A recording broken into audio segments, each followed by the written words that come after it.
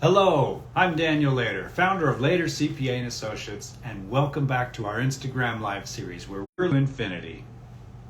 Just had a poor connection notice. Let me start again. I'm Daniel Lader, founder of Lader CPA and Associates, and welcome to our Instagram Live series covering the theme of building a successful private practice from beginning to infinity.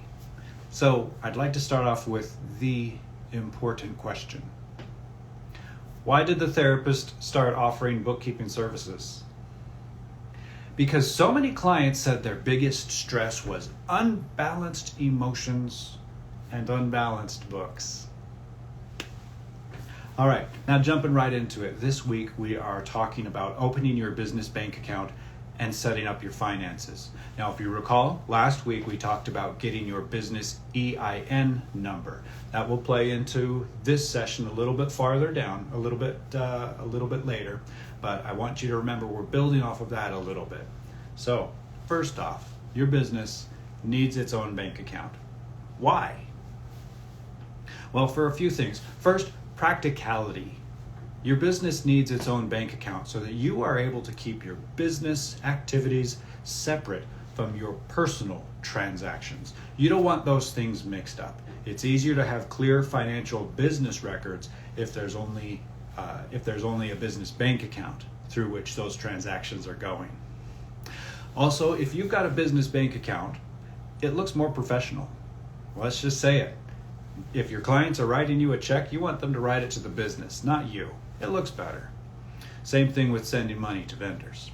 Also, the tax advantages of it, it makes filing your tax returns a lot simpler if all the transactions are in one account, or at least dedicated business accounts. You don't want your personal stuff mixed in there. You could miss out on business expenses if you have a mixing of them and your accountant can't identify the right stuff.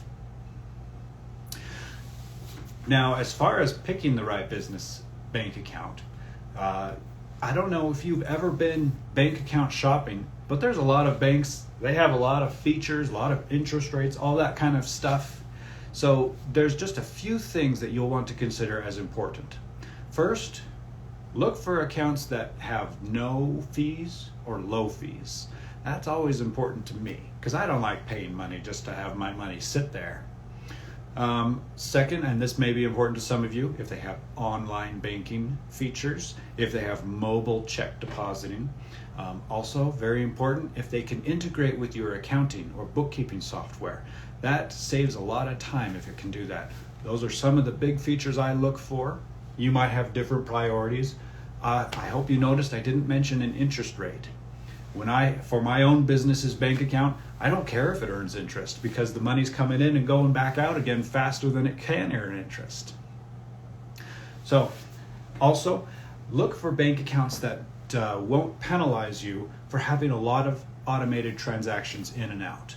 If you have clients or you are receiving reimbursements from insurance companies, you're going to have a lot of transactions coming in and out. You don't want your bank penalizing you if that number goes above 100 a month, 1,000 a month, whatever it might be.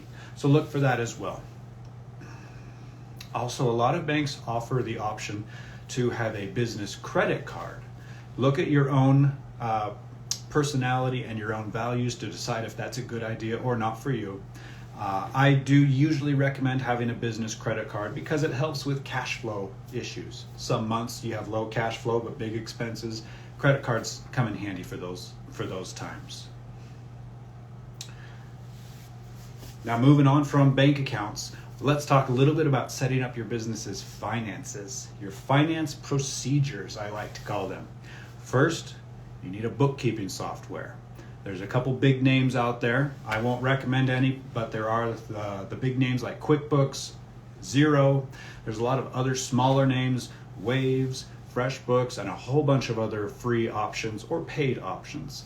Do your research, find one that's going to work for you. A lot of them have free trial options, so you can test them out and see if they fit for you. So just look around, see what might work for you. The best ones are not going to be the cheapest ones, and the most expensive ones aren't going to be the best ones. So something to think about. Also, depending on where you want to take your business, this might be a good time to consider setting up your payroll service. If you have a business that's going to eventually become an S Corp, or you're planning to hire employees soon, now's a good time to start investigating payroll service providers. There's softwares that will do it for you, like Gusto or ADP. There's a bunch of other options as well, or you could find a payroll servicer, a firm that will do your payroll for you. You've got a lot of options. Now's a good time to start investigating those, since you're already looking at accounting software. Now, setting up these things, bank accounts, accounting softwares, you are going to need some things already in place. Like we mentioned last week, EIN numbers. If you want a business bank account, they're going to ask you for that EIN number. They'll probably ask you for your articles of organization, your business license, all those other kinds of things. So be prepared. And if you don't have them, get them soon, because the banks will be asking for those when they set up your account. Accounting softwares, they won't ask that so much, but it is handy to have them so you can put them in if they need to, if they have a spot to put them, especially your EIN number. Now, we've got the bank account, maybe a payroll account, and your accounting software all set up. Great, but what now? Fireworks, I guess, but what now?